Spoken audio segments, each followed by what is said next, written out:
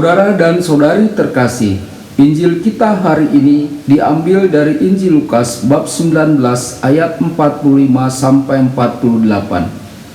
Lalu Yesus masuk ke bait Allah dan mulailah ia mengusir semua pedagang di situ. Katanya kepada mereka, "Ada tertulis, rumahku adalah rumah doa, tetapi kamu menjadikannya sarang penyamun." Tiap-tiap hari ia mengajar di dalam bait Allah.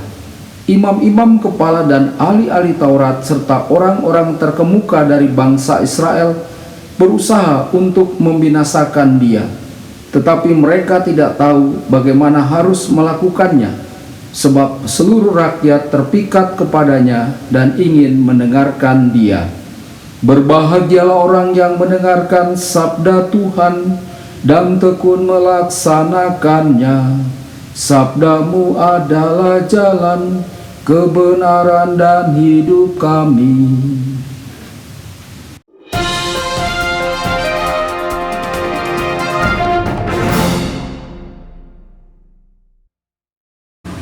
Saudara dan saudari terkasih dimanapun Anda berada, jumpa lagi dengan saya Romo Tedens dalam saluran Warta Kabar Sukacita. Semoga Anda semua tetap dalam keadaan sehat dan selalu berbahagia. Injil kita hari ini diambil dari Injil Lukas bab 19 ayat 45 sampai 48. Setelah menggambarkan perjalanan Yesus ke Yerusalem, Lukas hari ini menghadirkan Yesus yang melaksanakan misinya di Bait Suci. Tindakan Yesus tidak memiliki nilai politik, melainkan didasari panggilan kenabian. Tujuan besar perjalanan Yesus ke Yerusalem adalah memasuki Bait Suci di Yerusalem. Nubuat Maleaki dalam bab 3 ayat 1 digenapi dengan masuknya Yesus ke Bait Suci. Maleaki berkata, "Lihat, aku menyuruh utusanku supaya ia mempersiapkan jalan di hadapanku. Dengan mendadak Tuhan yang kamu cari itu akan masuk ke bait-Nya."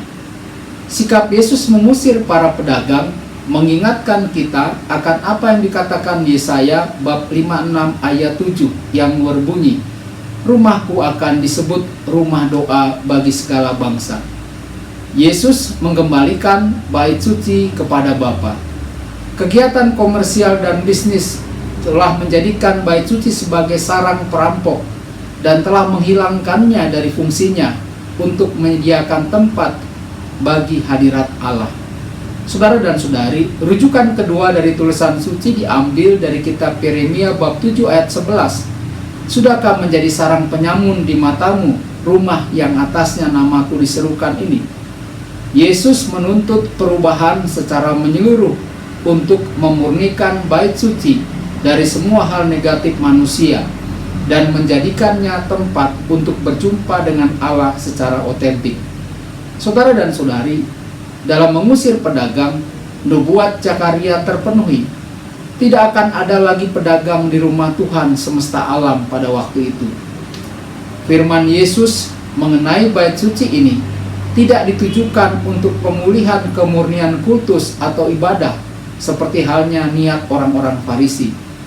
Niat Yesus melampaui kemurnian kultus. Firman Yesus lebih radikal dan abadi.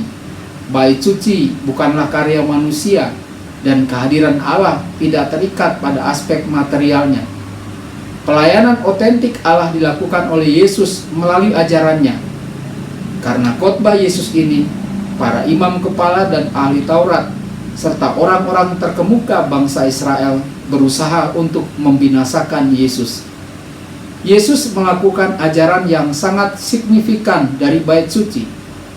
Rasul Paulus berkata, "Semua orang percaya selalu berkumpul di Serambi Salomo dalam persekutuan yang erat."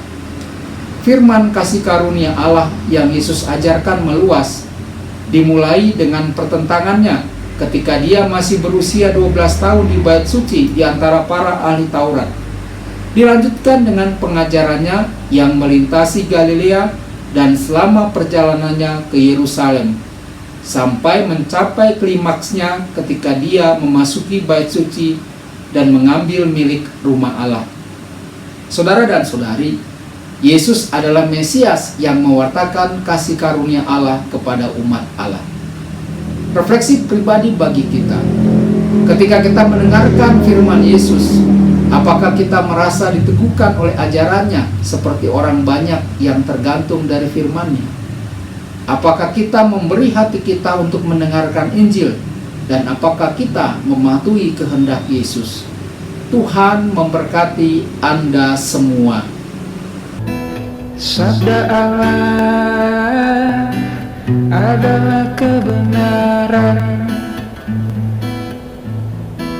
Sabda Allah adalah kehidupan. Mari kita mencintainya, mari kita menghayatinya. Ya Tuhan yang ku muliakan, sabdamu angkat resahku.